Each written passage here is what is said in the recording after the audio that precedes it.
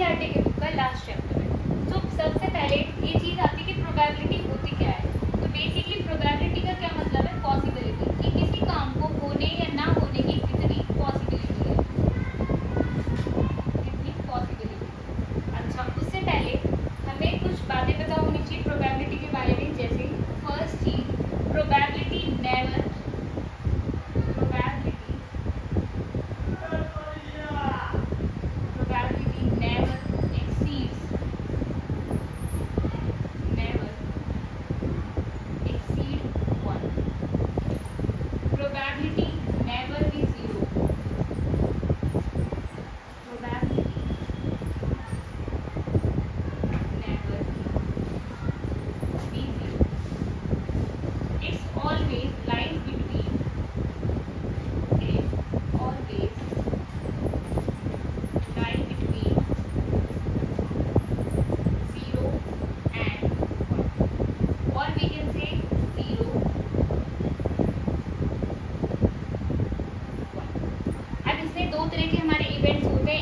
Possible event और एक होता है नॉन पॉसिबल इवेंट। तो जो नॉन पॉसिबल इवेंट होगा उसकी प्रोबेबिलिटी क्या होगी, zero.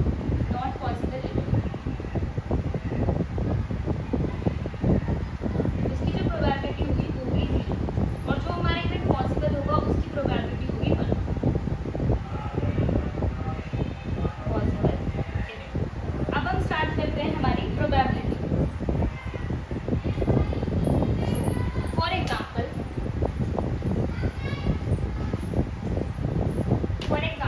if we have a coin, हमारे पास अगर एक कॉइन है तो कॉइन के हमारे पास दो आउटकम्स हैं, या तो हेड या फिर टेल।